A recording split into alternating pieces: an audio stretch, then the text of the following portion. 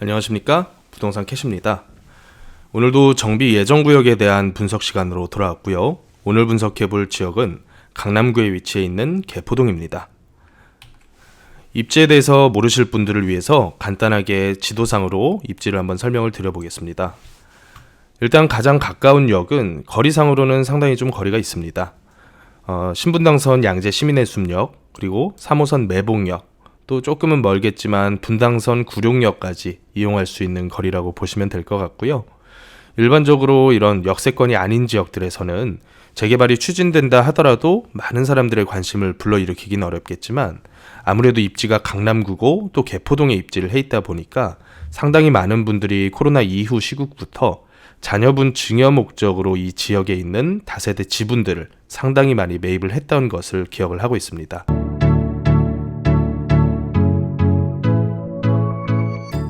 그래서 이 구역들에 대한 간단한 정보를 소개를 좀 드려보자면 전체 부지 면적이 10만 평을 상회할 정도로 굉장히 큽니다. 그렇다 보니까 이 큰 구역을 한 개의 구역으로 추진하기에는 상당히 무리가 따르겠죠. 그래서 현재 1구역부터 4구역까지 총 4개 구역에서 동의서를 징수하고 재개발 및 도심복합사업 추진을 위해서 상당히 애를 쓰고 있는 것으로 알고 있습니다.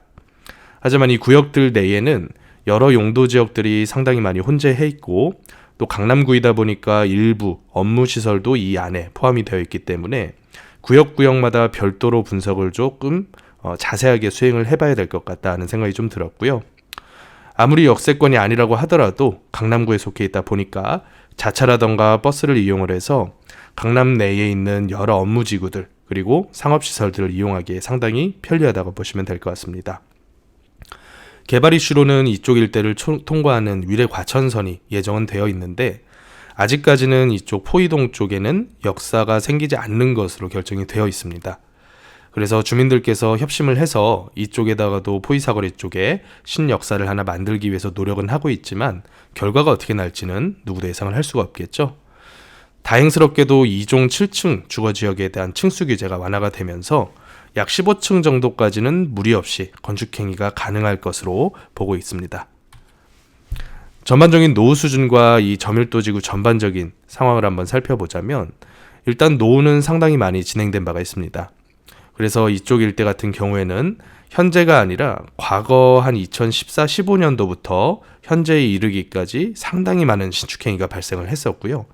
아직까지도 뜨문뜨문하기는 하지만 이런 식으로 신규 건축행위 허가를 받고서 신축하는 형태의 사업들을 조금씩은 볼 수가 있습니다. 전체 구역 면적은 10만 평을 상회를 하고요. 건축물은 총 1069개 동, 그리고 세대수로는 4,300여 세대 정도가 입지를 해 있고요. 그 중에서 아직까지도 단독주택이 233개 동 정도가 남아있는 것을 봤을 때 앞으로도 신축행위가 조금은 더 일어날 여지가 크다. 그리고 이 비주거 용도, 근생 통건물이라고 보시면 되겠는데 근생활시설 통건물을 가지고 계신 분들께서 많다 보면 아무래도 이런 동의율이라던가 또 구역을 지정하는 데 있어서 상당히 애로사항이 따를 수밖에 없겠죠. 구역별로 간단하게 보시자면 1구역부터 4구역까지의 정보를 제가 가지고 왔는데 가장 단독주택의 비중이 높은 것은 아무래도 4구역입니다. 그리고 나머지 1, 2, 3구역 같은 경우에는 단독들이 거의 대부분 다세대로 많이 지어졌고 또 그 중에서도 3구역이 이 단독주택에 대한 비중은 가장 낮은 것을 우리가 볼 수가 있습니다. 그리고 노후도 부분을 한번 살펴보자면 아직까지는 그 기준, 여기 보이는 이 빨간 선은 조금 수정을 해야겠는데 60%를 기준으로 해서 일반적으로 이 노후도를 충족하는지 마는지를 따지곤 하거든요. 근데 철근 콘크리트 구조가 30년 이후부터 노후도가 차는 것을 봤을 때 아직까지 4개 구역들 중에서 1개 구역도 이 노후도를 100% 충족했다고 보기는 어렵겠지만 20년을 상회하는 건축물들은 이미 70%를 한참 넘어설 정도로 노후도가 이제 10년 정도면 충분히 차고도 넘치는 그런 지역이라고 보시면 될 것 같습니다. 1구역부터 보시자면 1구역은 특이사항이 하나가 있습니다. 이쪽 양재천 일대를 보시면 포이동에 있는 재건마을이라고 하는 마을이 포함이 되어 있거든요. 일종의 판자촌이라고 보시면 되겠는데 이제 구룡마을이라던가 저 노원구 백사마을 일대를 지나가 보신 분들이라면 대충 그 모양새를 아실 겁니다. 그래서 무허가 건축물들이 굉장히 난립해 있고 이쪽 일대 무허가 건축물들을 과거에 이제 공공주택 사업지로 선정을 해서 일종의 도시개발 사업 같은 형태로 택지개발지구로 지정을 하겠다는 계획이 발표가 됐었는데, 현재 굴러가는 그 방향성을 봐서는 이렇게 포함이 돼서 전체적인 정비사업지로서 함께 아파트를 짓는 사업으로 진행이 될 가능성도 상당히 커 보입니다. 다음으로 이 구역을 보시면, 이 구역 같은 경우에는 구역 면적이 상당히 넓고, 그리고 노년로라고 하는 상당히 큰 대로를 끼고 있는 구역입니다. 그렇다 보니까 이쪽 전면부 같은 경우에는 상업시설로서 일부 활성화가 되어 있는 지역이라고 보시면 될 것 같습니다. 그리고 이쪽 그 전면부와 포위 사거리 쪽 일대는 준주거 지역이기 때문에 굉장히 좀 고밀 개발화가 되고 있는 성격을 지니고 있다고 보시면 될 것 같아요. 3구역 같은 경우에는 대로와는 가장 멀리 떨어져 있겠지만, 그래도 이쪽 일대가 버스라던가 이런 형태를 통해서 강남 일대로 접근성은 다른 구역과 큰 편차는 없다라고 저는 보고 있습니다. 다음으로 4구역입니다. 4구역 같은 경우도 노년로와 연접해 있는 구역이기 때문에 전면부에 있는 근생 통건물들이 영업을 하고 있는 것을 볼 수가 있고요. 또 4구역 내에는 신축, 건축 행위가 다른 구역에 비해서는 조금은 많이 진행이 되고 있는 측면이 좀 있습니다. 자, 그러면 각 구역별 도시계획과 용도지역 그리고 특이사항들을 한번 다시 살펴보자면, 1구역은 이쪽 입지에 있는 이 재건마을 때문에 앞으로 이 방향성이 어떻게 흘러갈지는 미지수다. 물론 이 재건마을 부분을 제외하고 안쪽에 있는 일반적인 주거지역만 포함을 해서 정비사업을 진행을 할 가능성도 있겠지만, 그렇다고 해서 재건마을을 저런 식으로 완전히 동떨어 놓고 생각하기에는 좀 무리가 있거든요.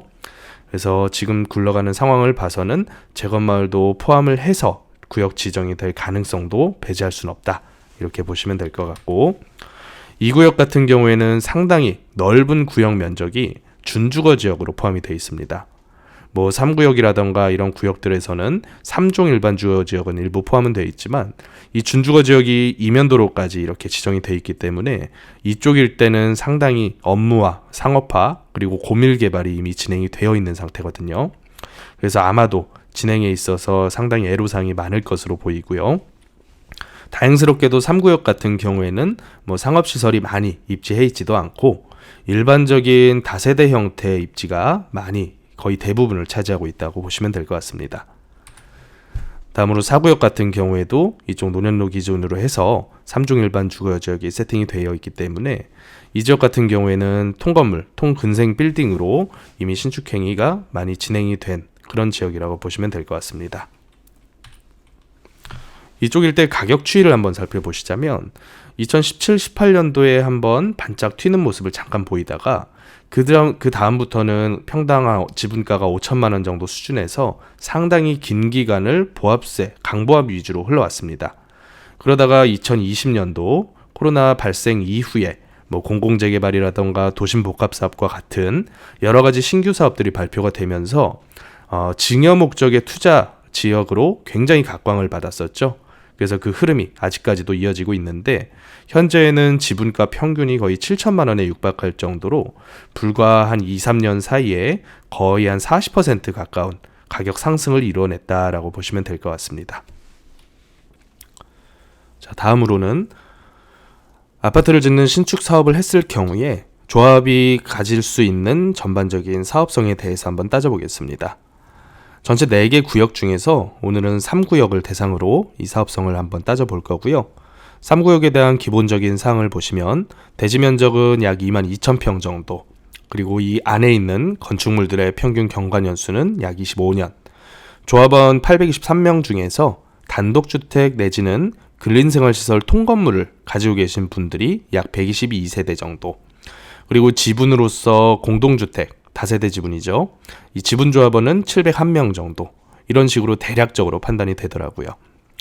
그래서 이 전반적인 대지 면적에다가 2종 일반 주거지역으로서의 250% 상한 용적률을 모두 적용받았을 경우에 총 세대수로는 2,000세대가 약간 못 미치는 정도 수준의 세대 구성이 나옵니다.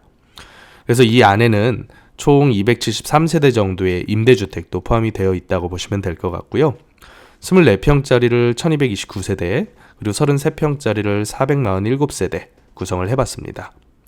그래서 봤더니 약 823세대는 조합원 분양으로, 그리고 853세대는 일반 분양으로 이런 식으로 이제 일반 분양분이 거의 조합원 분양과 맞먹을 정도 수준이라고 하는 거는 사업성 부분에서는 상당히 괜찮다라고 우리가 판단을 할 수가 있습니다.